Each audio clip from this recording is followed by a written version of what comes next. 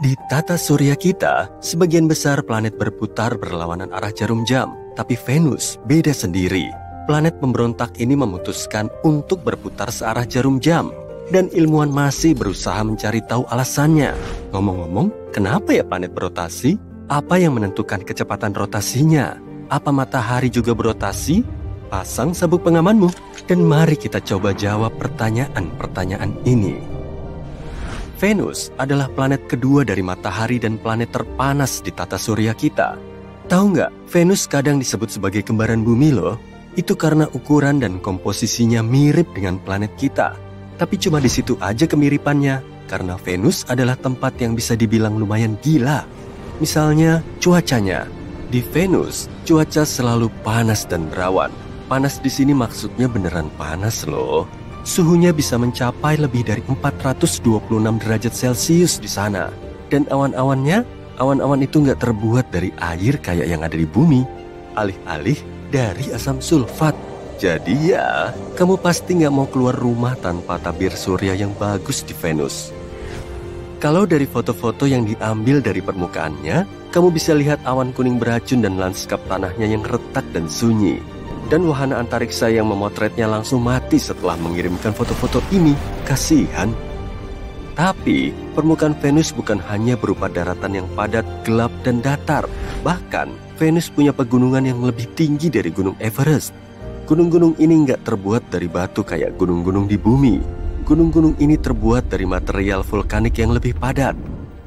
Venus adalah tempat yang cukup menyeramkan, yang menyimpan banyak misteri. Salah satunya telah membingungkan para ilmuwan selama bertahun-tahun, dan itu adalah rotasi planet ini. Sebagian besar planet di tata surya berputar berlawanan arah jarum jam, tapi Venus gak kayak planet-planet lainnya. Venus berotasi searah jarum jam, dan bukan itu saja, Venus juga berotasi lebih cepat mengelilingi matahari daripada revolusinya sendiri. Dengan kata lain, 1 tahun di planet ini berlalu lebih cepat dari 1 hari. Sepertinya Venus menjadikan keunikan sebagai misi hidupnya. Tapi kenapa bisa begitu ya? Para ilmuwan punya beberapa teori. Teori yang paling populer mengatakan bahwa Venus sebenarnya berputar berlawanan arah jarum jam kayak planet-planet lainnya. Tapi kemudian ada sesuatu yang membalikannya. Terus apa sesuatunya itu? Mungkin kamu penasaran. Sebuah objek seukuran planet. Para astronom meyakini kalau ada benda besar yang pernah bertabrakan dengan Venus dan menyebabkan Venus berputar ke arah yang berlawanan. Bayangin aja kayak permainan biliar kosmik di mana ada objek besar misterius sebagai bola putihnya dan Venus sebagai bola sasaran. Tapi kita nggak bisa bilang kalau Venus berputar ke arah yang salah. Nggak ada yang namanya arah putaran yang salah di alam semesta. Yang terjadi sebenarnya adalah rotasi retrograde. Ini terjadi ketika sebuah planet berputar berlawanan arah dengan orbitnya mengelilingi matahari. Venus misalnya punya rotasi retrograde yang berarti matahari terbit di barat dan terbenam di timur di planet itu. Jadi, kalau horoskop bilang sesuatu kayak Merkurius sedang retrograde, kamu tahu apa artinya? Oh, tapi Venus bukan satu-satunya planet aneh di tata surya kita. Pastinya ada beberapa cara aneh yang dilakukan planet-planet untuk berotasi. Sebagai contoh, sebagian besar planet di tata surya berputar mengelilingi garis imajiner yang disebut sumbu. Sumbu ini biasanya lurus ke atas dan ke bawah berkaitan dengan orbit planet mengelilingi matahari. Namun, beberapa planet seperti Uranus memiliki sumbu yang miring, yang berarti perputarannya hampir miring terhadap orbitnya. Kemiringan ini menyebabkan kutub-kutub planet hampir berada pada bidang yang sama dengan orbitnya. Hasilnya, saat planet ini mengorbit matahari, bagian-bagian yang berbeda dari planet ini menerima jumlah sinar matahari yang berbeda, menyebabkan variasi musim yang ekstrim. Contohnya, salah satu kutub mungkin mengalami sinar matahari terus-menerus sementara kutub yang lain berada dalam kegelapan untuk waktu yang lama. Uranus adalah satu-satunya planet di tata surya yang berotasi pada sisinya. Ilmuwan menduga bahwa planet ini bisa mengulangi sejarah Venus. Suatu ketika, sebuah tumbukan besar membuat Uranus bergeser dari sumber rotasi aslinya, menyebabkannya miring pada sudut 98 derajat. Kita harus bersyukur pada Jupiter. Gravitasinya yang dahsyat menarik semua asteroid dan melindungi kita dari tabrakan semacam itu. Semua ini agak mirip dengan planet yang terkunci pasang surut. Bayangkan kamu ngedate sama planet, tapi alih-alih jadi menawan dan misterius kayak yang kamu harapkan, planet ini justru menatapmu dengan wajah yang sama sepanjang malam. Pada dasarnya, seperti itulah rasanya kalau ngedate sama planet yang terkunci pasang surut. Planet yang terkunci pasang surut adalah planet yang berputar mengelilingi sumbunya dengan kecepatan yang sama dengan kecepatannya mengitari bintang induknya. Artinya, sisi planet yang sama selalu menghadap ke bintang, sedangkan sisi lainnya berada dalam kegelapan permanen. Karena terkunci pasang surut, ada beberapa efek aneh yang terjadi pada iklim dan cuaca di planet tersebut. Sisi yang menghadap bintang bisa menjadi sangat panas, sedangkan sisi yang lain bisa menjadi sangat dingin. Atmosfer di planet ini juga bisa menjadi sangat liar, dengan angin kencang yang bertiup dari sisi yang panas ke sisi yang dingin. Dan gak cuma planet, bulan kita juga demikian. Tahu nggak, kita tuh selalu melihat sisi bulan yang sama loh. Itu karena bulan terkunci pasang surut terhadap bumi. Kita juga bisa pakai planet kerdil Pluto sebagai contoh. Pluto punya hubungan rotasi yang aneh dengan bulan terbesarnya, Charon. Keduanya terkunci pasang surut, berarti selalu saling berhadapan dengan sisi yang sama. Akibatnya, Pluto dan Charon kelihatan kayak melenggang di sekitar pusat gravitasi yang sama, menciptakan tarian yang unik di ruang angkasa. Keanehan di tata surya kita nggak berhenti sampai di situ. Ada juga planet-planet yang berotasi sangat cepat. Meski sebagian besar planet berotasi dengan kecepatan yang cukup tenang, ada juga planet yang berotasi dengan kecepatan setingkat sonik. Jupiter misalnya, berotasi setiap 9 jam 56 menit sekali, yang berarti satu harinya cuma berlangsung kurang dari 10 jam. Rotasi ini cukup cepat untuk menyebabkan planet ini terlihat menonjol di ekuatornya. Dan juga, rotasi yang cepat ini menciptakan angin kencang yang bisa mencapai kecepatan hingga 643 km per jam. Kalau semua ini masih terasa logis dan masuk akal, gimana kalau rotasi yang kacau? Yap, ada planet yang rotasinya nggak teratur dan nggak bisa diprediksi, sehingga dikenal sebagai rotasi kacau. Hal ini seringkali disebabkan oleh pengaruh gravitasi dari bulan-bulan di dekatnya atau planet-planet lain. Hal ini sebagian besar terjadi pada bulan dan objek-objek kecil seperti itu. Di tata surya kita, beberapa bulan di Pluto, Saturnus, dan Neptunus punya rotasi yang tidak teratur. Ngomong-ngomong, matahari juga berotasi loh, sama kayak planet. Namun, rotasinya nggak seragam. Ekuatornya berputar lebih cepat daripada kutubnya. Lumayan aneh ya. Fenomena ini menciptakan medan magnet yang bertanggung jawab atas fenomena seperti bintik matahari dan suar matahari. Tapi semua ini memunculkan topik yang menarik. Kenapa planet-planet berotasi? Ini mungkin terasa kayak pertanyaan konyol, tapi kamu bisa nggak menjawabnya? Jawabannya mungkin sedikit lebih sulit dari yang kamu bayangkan. Semuanya berawal sekitar 4,5 miliar tahun yang lalu saat terbentuknya tata surya. Ketika terbentuk, tata surya kita bermula dari awan gas dan debu yang besar. Ketika mulai mengerut karena gravitasinya sendiri, awan itu mulai berputar semakin cepat, seperti gasing. Gerakan berputar ini menyebabkan awan tersebut memipih, jadi berbentuk seperti piringan. Ketika awan terus mengerut, bagian tengahnya menjadi lebih padat dan lebih panas, dan akhirnya membentuk matahari. Sementara itu, materi di dalam piringan tadi mulai menggumpal dan membentuk planet-planet. Tapi, karena piringan itu udah berputar, gerakan berputar ini diwariskan ke planet-planet yang terbentuk. Dengan kata lain, planet-planet itu berotasi karena kelembaman. Planet-planet itu mewarisi gerakan berputar awan gas dan debu di tempat terbentuknya. Hal ini dikenal sebagai kekekalan momentum sudut. Ini adalah Ada lebih banyak gunung berapi di Venus daripada di planet lain dalam tata surya, lebih dari 1.600.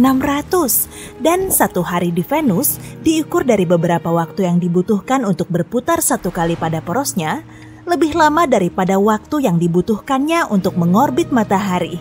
Wow, dan itu baru satu hari. Efek rumah kaca ekstrem menghangatkan permukaan planet ini hingga 465 derajat Celcius, cukup panas untuk melelehkan timah. Angin di sana mencapai kecepatan 724 km per jam di lapisan awan tengahnya, lebih cepat dari tornado tercepat di bumi. Tekanan pada permukaan Venus 90 kali lebih tinggi daripada di permukaan laut di bumi. Tempat bagus untuk liburan ya? Dan baru-baru ini, tempat menakjubkan ini menjadi lebih menarik. Di atmosfer Venus yang beracun, ada sesuatu yang mungkin berarti adanya kehidupan.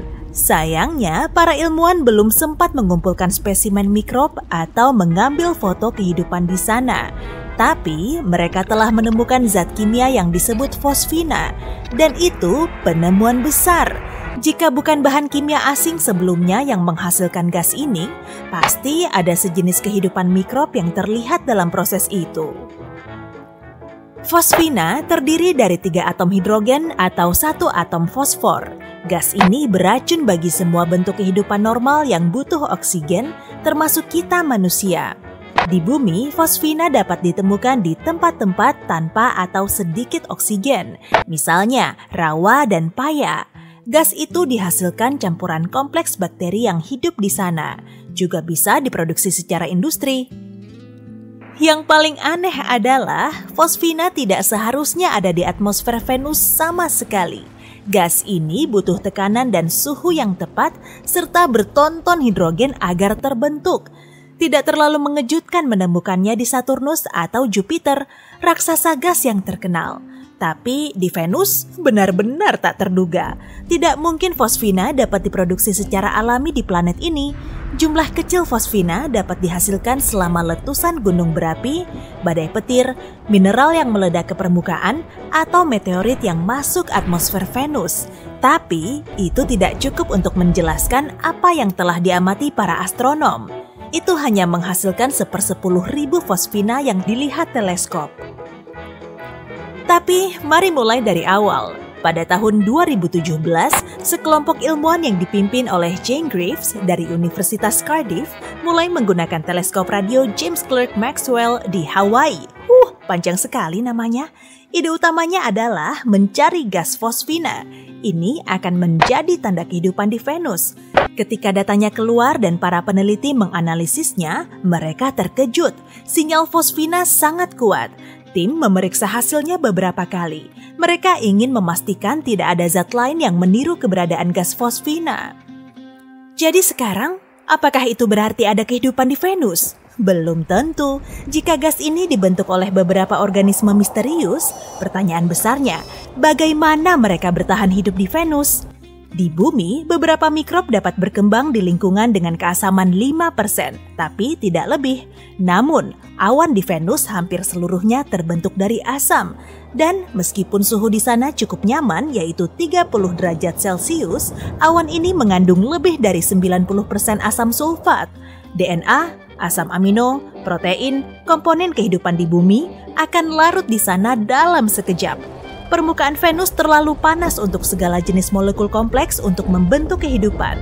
Atmosfer Venus juga 50 kali lebih kering dari tempat terkering di bumi. Ada teori bahwa mikrob mungkin bersembunyi di tatasan air langka yang mengambang di atmosfer, tapi itu belum terbukti. Saat ini, tim peneliti menunggu pengamatan lebih lanjut. Mereka akan mencari gas lain yang berhubungan dengan kehidupan. Namun, meski mereka menemukan lebih banyak bukti, bentuk kehidupan di Venus akan terdiri dari bahan-bahan penyusun yang sama sekali berbeda dari yang ada di bumi.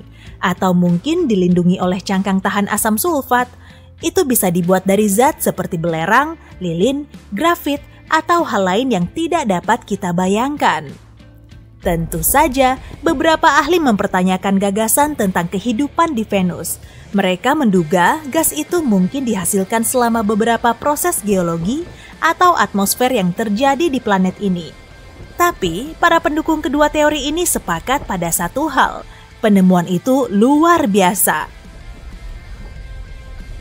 Menariknya, para astronom selalu berusaha menemukan tanda-tanda kehidupan di bulan es planet raksasa atau bahkan lebih dekat, di Mars. Tapi, mereka tak pernah mempertimbangkan Venus dengan serius. Jika pengamatan teleskop lain dan misi luar angkasa di masa depan memastikan bahwa fosfina diproduksi oleh organisme hidup, kita bisa mendapat banyak kejutan menarik. Maka, manusia akan mengetahui sebuah planet dengan biosfer asing bagi kita. Dan planet ini akan berada tepat di sebelah bumi. Namun, omong-omong soal mengunjungi Venus, apa manusia bisa mendarat di planet ini? Bagaimanapun, robot sudah berkeliaran di sekitar permukaan planet merah. Venus memang lebih dekat ke bumi daripada Mars, tapi kondisinya jauh lebih keras. Planet ini lebih panas dari Merkurius, meski jarak Venus hampir 2 kali lipat dari matahari. Suhunya lebih tinggi dari titik leleh banyak logam, dan beberapa di antaranya, seperti timah dan bismut, bisa jatuh seperti salju di puncak gunung tertinggi. Jika mengunjungi planet ini, kamu hanya akan menemukan batu yang tandus. Dataran basal raksasa dipenuhi dengan gunung berapi dan pegunungan. Di beberapa tempat, permukaannya meleleh karena panas di bawahnya. Setelah dikeluarkan sebagian, batuan itu kembali mengeras. Jika manusia pergi ke Venus, kemungkinan besar mereka akan membangun kota terapung di awan atmosfer Venus. Pada sekitar 49 km di atas permukaan, kondisinya seperti tekanan dan gravitasi mirip dengan di bumi. Suhunya juga bisa diatur sekitar 75 derajat Celcius.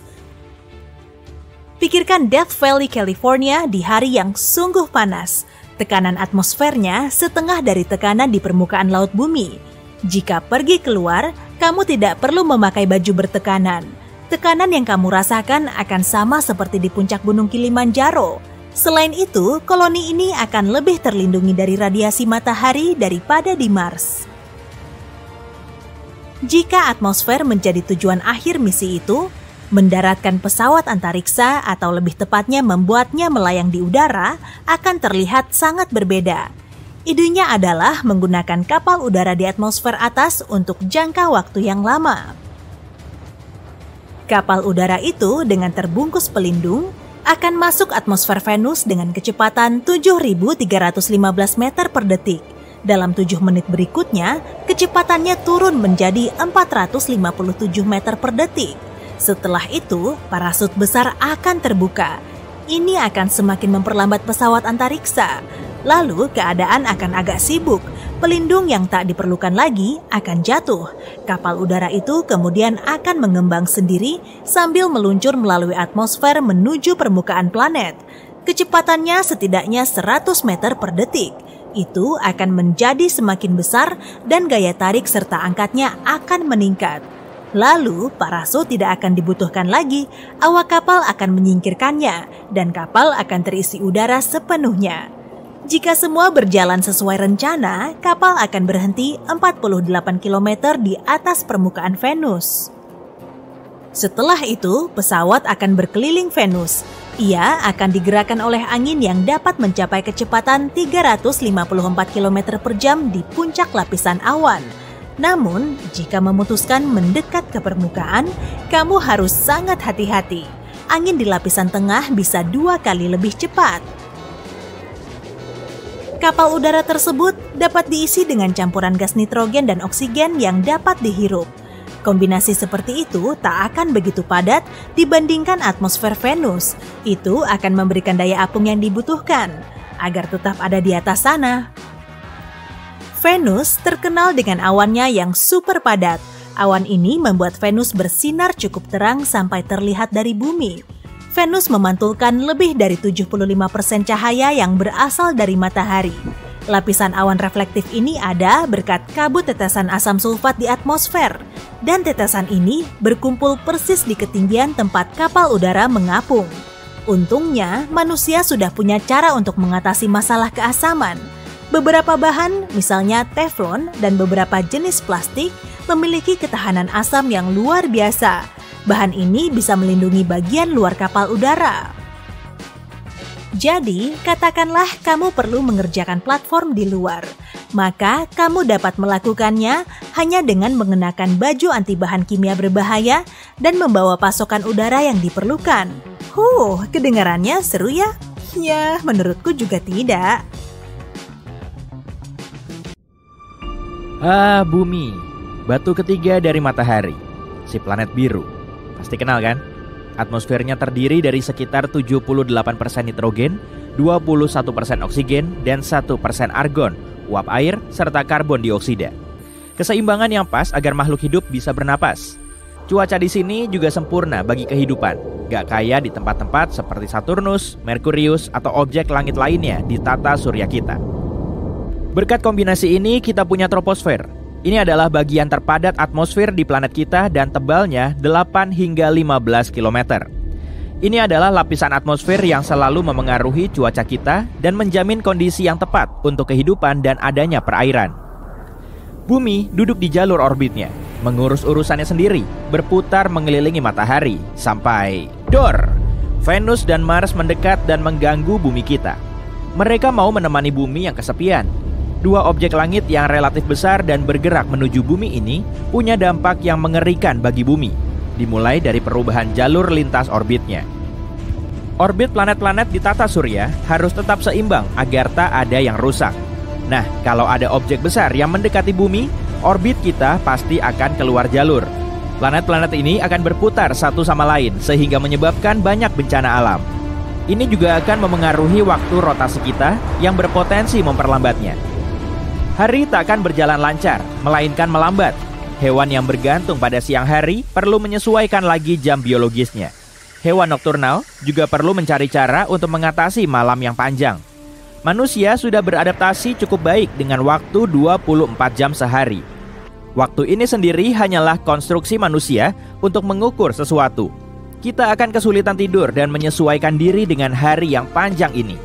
Hewan laut mengandalkan aliran arus alami untuk bermigrasi di lautan. Dengan mendekatnya Mars dan Venus, mereka juga perlu menemukan jalur baru. Burung yang bermigrasi ke negeri lain sepanjang tahun juga akan bingung dan gak tahu harus apa. Secara umum, suhu bumi akan naik dan gelombang panas besar-besaran serta perubahan iklim permanen akan terjadi. Ini membawa kita ke masalah berikutnya, panas. Kenaikan suhu yang radikal akan mengubah segalanya menjadi gurun tandus. Musim kemarau akan terjadi sepanjang tahun, terutama karena Venus ada di dekat kita. Sebagian besar planet kita akan mengering dan tak akan cocok untuk bercocok tanam. Venus itu panas. Ya, benar-benar panas. Meski bukan planet terdekat dari matahari, Venus masih yang terpanas. Suhu di Venus mendekati 480 derajat Celcius yang akan melelehkanmu seperti es batu. Tanah di Venus umumnya datar, mungkin karena suhunya. Venus panas karena atmosfernya tebal dan memerangkap gas berbahaya di dalamnya. Jika Venus mendekat ke arah kita, gas-gas itu akan masuk ke atmosfer kita dan membahayakannya. Mars alias planet merah sangat dingin. Suhu ini mungkin tetap sama jika dia mengelilingi bumi. Mars juga rumah bagi gunung berapi aktif terbesar di tata surya, yang membuat gunung Everest sekecil semak jika dibandingkan dengan pohon. Dengan ketidakstabilan yang tinggi ini, suatu hari gunung itu mungkin bangun dan meletus. Mars punya atmosfer yang sangat tipis sehingga suhunya dingin. Gravitasinya sangat mirip bumi. Mars bahkan sangat dingin dan punya lapisan es di kutub yang diselimuti karbon dioksida. Sama seperti Merkurius, kamu hanya bisa bertahan di sana asalkan bisa menahan napas dan berada di titik tepat di antara matahari terbit dan terbenam. Ketiga planet yang mengorbit satu sama lain ini akhirnya akan bertabrakan. Tinggal menunggu waktu saja. Dan bulan yang cuma menggantung seperti lalat di dinding menjadi tak berarti hingga akhirnya terlempar dan planet lain akan menangkapnya ke orbitnya. Atau dalam kasus yang mengerikan, bulan akan menabrak salah satu dari dua planet pengganggu tadi. Bumi akan mengalami gelombang pasang super ekstrim. Dua planet baru yang berputar mengelilingi bumi ini akan menyebabkan ketidakseimbangan besar sehingga gravitasi kita menjadi tak kendali. Tiap gelombang pasang akan lebih besar dari yang sebelumnya dan akan menutupi lahan-lahan kering. Banyak pulau kecil yang tersebar di lautan akan tenggelam. Kota-kota pesisir juga akan menjadi rumah bagi ikan. Negara-negara datar pada umumnya akan butuh perahu untuk sarana transportasi. Bendungan dan tanggul tak akan cukup untuk menghentikan air masuk. Setiap orang harus pindah ke tempat yang lebih tinggi untuk menghindari banjir. Dengan iklim yang makin panas, tudung es kutub akan mencair seperti es krim di hari musim kemarau yang terik dan menaikkan level permukaan air. Dalam beberapa bulan, seluruh Arktik akan mencair. Eits, tunggu, masih ada lagi. Kerak bumi akan aus karena ketidakstabilan permukaan bumi dan fluktuasi gravitasi. Sebagian besar kerak bumi terdiri dari oksigen. Artinya, kita sebenarnya berjalan di atas udara. kita mungkin mengalami lebih banyak gempa bumi daripada sebelumnya, dan gunung-gunung berapi dorman akan bangun dari tidur nyenyaknya. Langit akan tertutup abu dan melumpuhkan penerbangan. Tak ada yang bisa melakukan perjalanan lewat laut atau udara. Impor dan ekspor akan tamat. Iklim keseluruhan akan menjadi lebih panas seperti di Venus. Masa ketiga planet yang mengorbit satu sama lain ini bahkan mungkin tak sengaja menarik planet dan objek lain untuk ikut bergabung. Jadi, bagaimana jika Jupiter juga ikutan? Jupiter adalah planet terbesar di tata surya. Sebagai gambaran, bumi akan seukuran buah anggur jika Jupiter seukuran bola basket. Jupiter juga punya badai terbesar yang bisa kita lihat. Ini dikenal sebagai bintik merah, tempat yang ukurannya 2 kali ukuran bumi dan diselimuti badai mirip hurikan yang sudah berlangsung ratusan tahun. Saat selesai menonton video ini, badai ini pasti masih terjadi. Karena planet ini sangat besar, gravitasinya pasti lumayan kuat. Jupiter juga punya banyak bulan. Beberapa di antaranya adalah sekecil bumi kita. Takkan ada jarak yang pas di antara planet-planet ini. Bulan-bulan Jupiter akan terlempar keluar jalur dan tersangkut di planet lain di sekitarnya. Beberapa bulannya mungkin bertabrakan satu sama lain, menyebabkan puing-puingnya menyebar kemana-mana. Gravitasi kelompok planet ini akan menarik komet untuk memasuki atmosfer dan berpotensi menabrak bumi. Kadar oksigen akan menipis, jadi keruntuhan kerak bumi akan terus berlanjut. Lapisan ozon juga akan rusak, membuat gelombang ultraviolet besar memasuki atmosfer kita. Kita tak akan bisa keluar terlalu lama tanpa perlengkapan pelindung dan tangki oksigen. Peradaban manusia akan berubah drastis. Kita akan hidup di dalam kontainer pelindung yang menyediakan udara bersih dan sinar matahari yang aman dan tersaring. Tempat ini harus cukup kuat untuk menahan gempa yang sering terjadi. Kita akan menanam banyak tanaman untuk menyokong kehidupan sampai kita meninggalkan bumi. Karena pada akhirnya, planet-planet ini akan bertabrakan. Langkah selanjutnya adalah membuat roket besar untuk menerbangkan kita keluar dari bumi. Dengan Mars, Venus, dan Jupiter berputar di dekat kita, tak akan mudah untuk melakukannya. Semua puing-puing antariksa akan menghalangi kita untuk keluar dari area zona luar angkasa. Satu-satunya tempat aman di luar wilayah ini adalah jutaan kilometer jauhnya, di mana hanya ada satu planet. Kondisi di planet itu mungkin tak cocok untuk menopang kehidupan, tapi manusia akan punya teknologi untuk mendarat di mana saja dengan gravitasi yang sama dan membangun tempat perlindungan yang tepat. Akhirnya, Mars, Venus, Bumi, dan Jupiter akan bertabrakan dan pecah seperti telur. Mirip telur dadar antariksa besar. Jangan lupa, bulan juga akan menabrak, pecah, dan bercampur.